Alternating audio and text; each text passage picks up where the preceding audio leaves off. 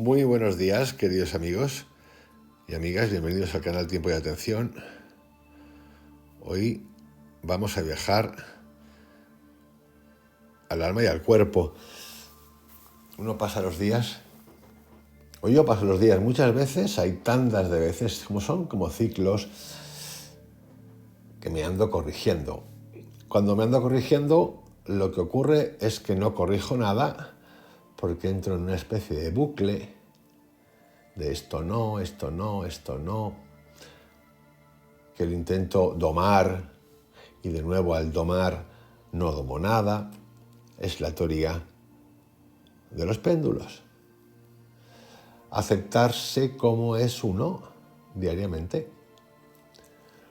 es realmente importante. Yo creo que es vital en esa acción el hecho de que ya exista la pregunta, esto no, al revisar cuando vuelves a casa, ese mismo día, esa misma noche, 2 días después, cuando sea, ese hecho de revisar, decir, ¡bing! Atención, ya es importante. ¿Para qué? Para tomar decisiones. Hay que tomar decisiones. Uno toma decisiones.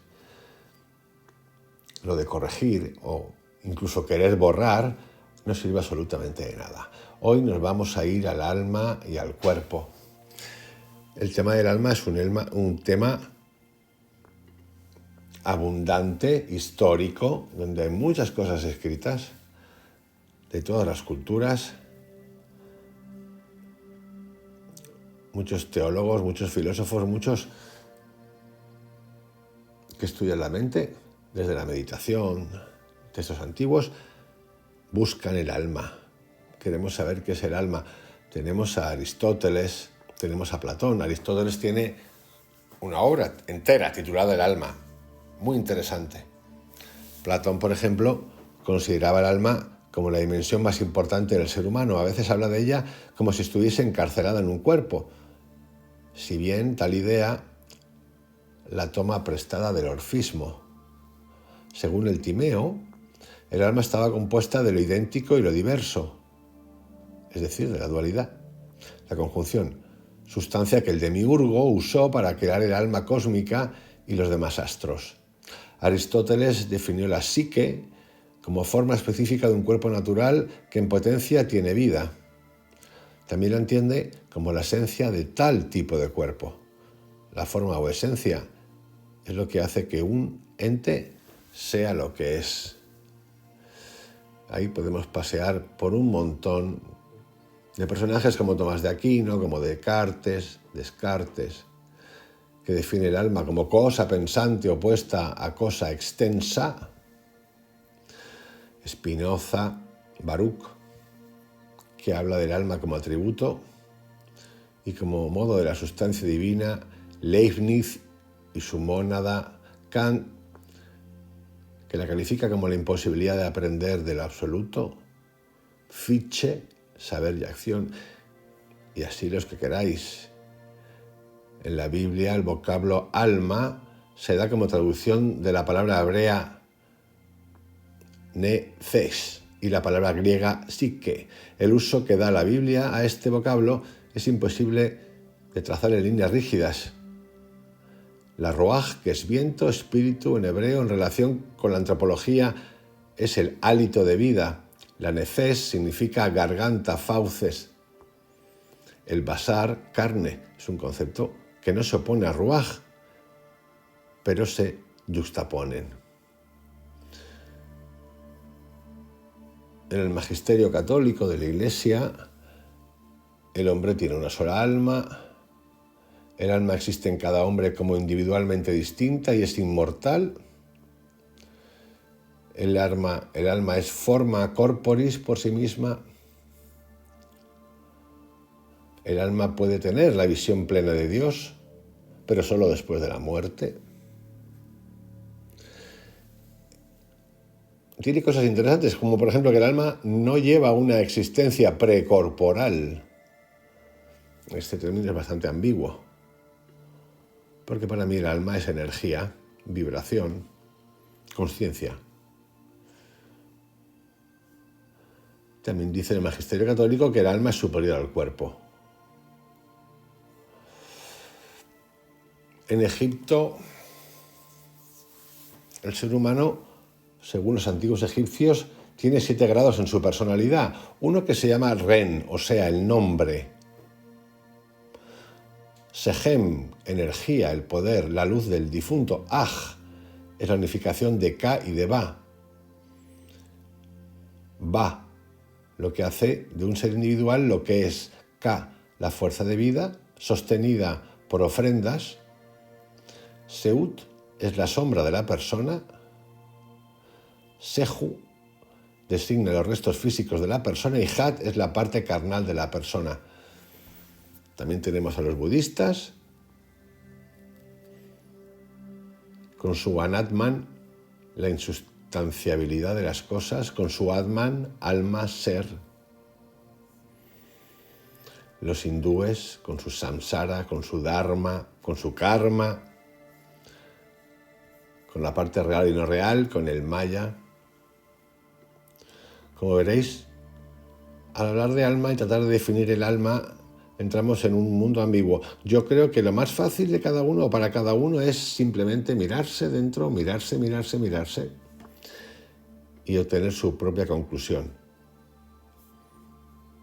Seguro que encontráis lo que queréis encontrar, porque como dice la frase, qui cerca trova, el que busca encuentra, y el que se pregunta también.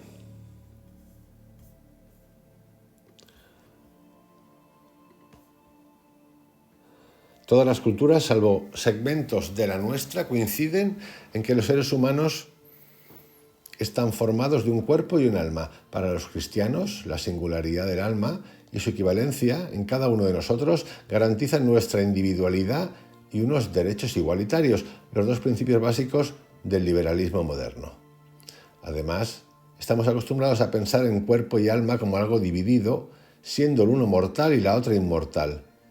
Esto fue un desarrollo occidental, cultivado por los antiguos griegos y adoptado por la cristiandad. Platón ejerció una decisiva influencia en la teología de San Agustín, mientras que el pensamiento de Aristóteles domina en el de Santo Tomás de Aquino, el teólogo más destacado del catolicismo romano. Sin embargo, la división entre alma y cuerpo no es en absoluto universal, como no lo es la singularidad del alma. Las culturas tribales preliterarias suelen reconocer más de un alma y todas coinciden en que, aunque ésta se diferencie del cuerpo, conserva una cierta identidad con él. En África, por ejemplo, los basutos se muestran precavidos a la hora de caminar junto a la orilla de un río porque si su sombra se cayera al agua, podría ser atrapada por un cocodrilo y entonces el propietario de la sombra moriría. Uno de los primeros antropólogos de la historia, Eve Taylor, observó que numerosas culturas tribales, desde Tasmania hasta Norteamérica, desde Malasia hasta África, utilizan la palabra sombra o alguna similar como reflejo, imagen, eco, doble o cuerpo ilusión para referirse a la parte de un ser humano capaz de escindirse del cuerpo, particularmente en el momento de la muerte. Así pues, era natural que los antropólogos, cristianos o no, siempre proceden de una cultura cimentada en el cristianismo, denominaran alma a esta sombra y comenzaran a reflexionar sobre el asunto. Taylor descubrió que las culturas tribales, no solo se creía que la sombra sobrevivía a la muerte corporal, sino también que se aparecía a los demás separadamente del cuerpo. Podía guardarse en otro sitio, ocultar en un lugar secreto, pues era vulnerable al ataque y hasta podía ser devorada. Además, esa sombra o alma se ubica en distintas partes del cuerpo o se identificaba con estas. Para los caribes de Sudamérica y para los tongas, esa parte es el corazón. Para los aborígenes australianos de Victoria, la grasa del riñón. Para otros, la sangre o el hígado. El aliento también es un sinónimo habitual de la sombra o el cuerpo aliento, ya sea en Australia Occidental o en Groenlandia. Esto mismo ocurría al comienzo de la cultura occidental. Aliento es el significado original de la palabra griega neuma, espíritu, y una de las acepciones de psique, alma. Que el alma abandona el cuerpo con el último aliento del moribundo era una creencia romana. La palabra latina animus y spiritus connotan ambas el aliento, que persistió hasta más allá de la época isabelina. Pero como hace ya mucho tiempo que en nuestra cultura el alma dejó de estar ligada a nada en concreto, nos asombran los materialistas que parecen ser las ideas espirituales de las culturas tradicionales.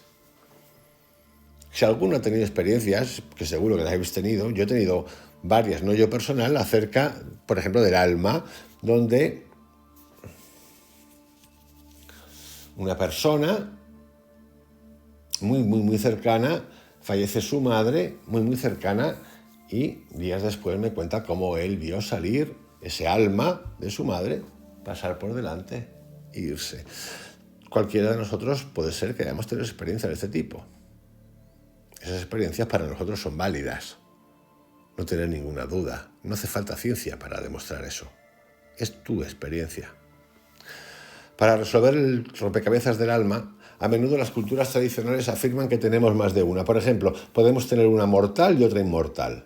E incluso una tercera, que en realidad es el alma de un ancestro muerto que se ha unido a nosotros para convertirse en nuestro guía. En Norteamérica, los algonquinos creen que una de las dos almas puede abandonar el cuerpo dejando atrás a la otra. Al morir, la primera parte hacia la tierra de los muertos, mientras que la segunda se la colma de ofrendas de alimentos. Y los dakotas creen que existen 4 almas, una permanente con el cadáver, otra se queda en el poblado, otra se eleva al aire y otra se marcha a la tierra de los espíritus. Por si esto no hubiera bastado para confundir a los antropólogos occidentales, en muchos pueblos africanos encontraron la idea de que los humanos tienen un alma menor en forma de análogo animal. Se trata de un tema omnipresente. Los malayos Korichi de Sumatra, por ejemplo, describen la matanza de un tigre que al final resultó ser un hombre tigre, pues comprobaron que tenía el mismo diente de oro que su análogo humano. La misma idea aflora en el pueblo naga de la India nororiental, donde, como nos cuenta J.H. Hatton, a un hombre llamado Sakuto le apareció repentinamente de la nada una herida en la espalda. Le habían disparado, dijo, cuando tenía forma de leopardo. De hecho, creencias similares fueron habituales en Europa hasta épocas recientes. En la Inglaterra isabelina existían numerosas variantes del cuento de la liebre perseguida. Una liebre recibió un disparo que le hería una pata, y los cazadores seguían su rastro de sangre hasta una remota casita, en cuyo interior hallaban a una mujer vieja con una herida en la pierna. La mujer era, por supuesto, una bruja. A las brujas siempre se les ha atribuido el poder de cambiar de forma y de adoptar el aspecto de animales, como la liebre o el gato. Isobel Godoy, acusada de brujería en la Escocia del siglo XVI, confesó el siguiente hechizo como su recurso para transmutar en una liebre. En liebre me convertiré, con suspiros, aflicción y cuidados, y a casa regresaré en el nombre del diablo. Los nagas no limitaban estas transformaciones a hechiceros o brujos.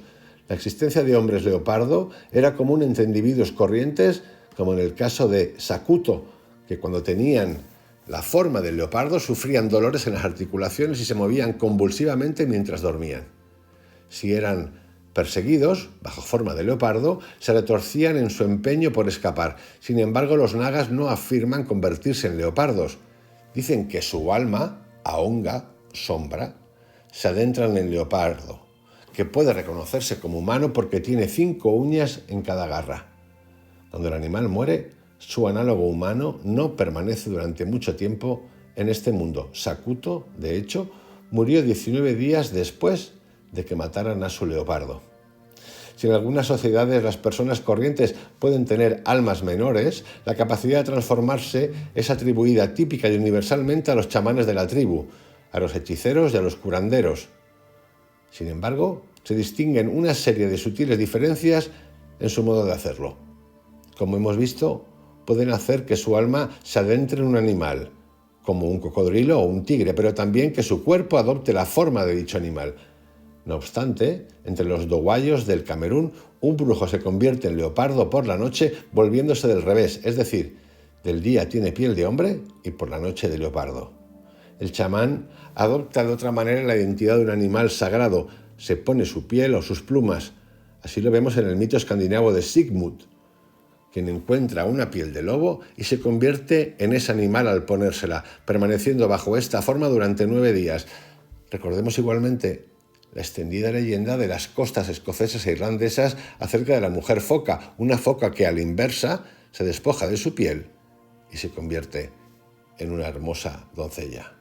En otras palabras, las culturas tradicionales son imprecisas respecto a los medios por los que un hombre se transforma en un animal, o bien sostienen teorías diferentes, defienden una dualidad del alma y el cuerpo, pero niegan el dualismo propio de nuestra teología.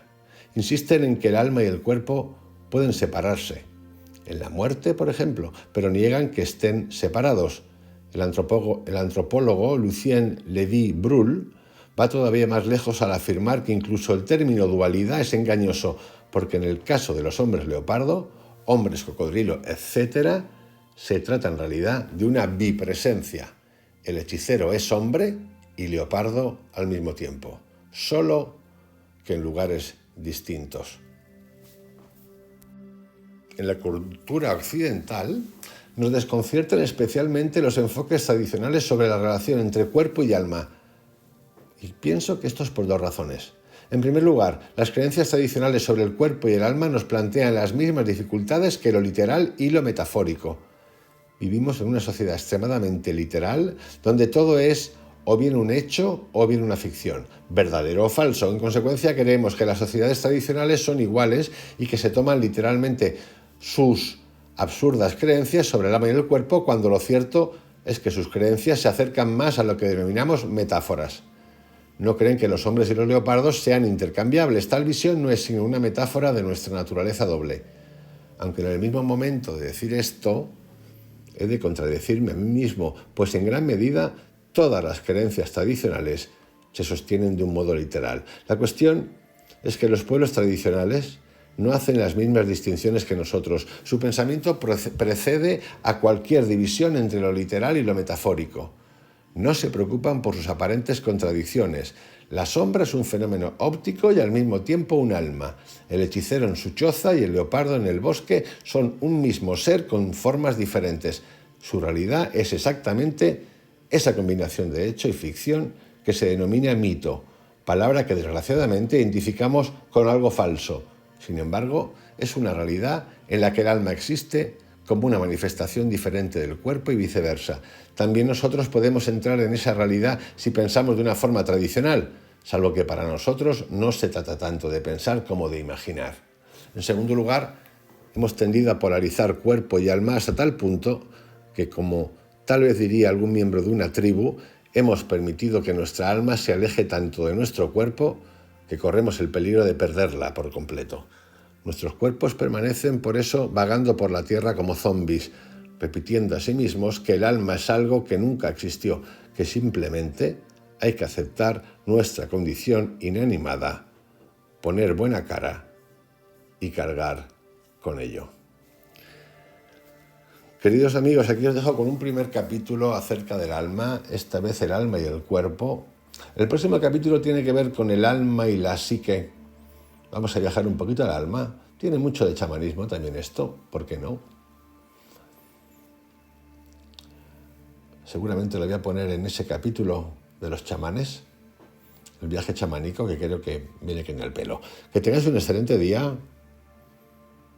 No separaros del alma. Creo que es imposible, simplemente si os habéis perdido, llamarla. Que tengáis un excelente día. Hasta mañana.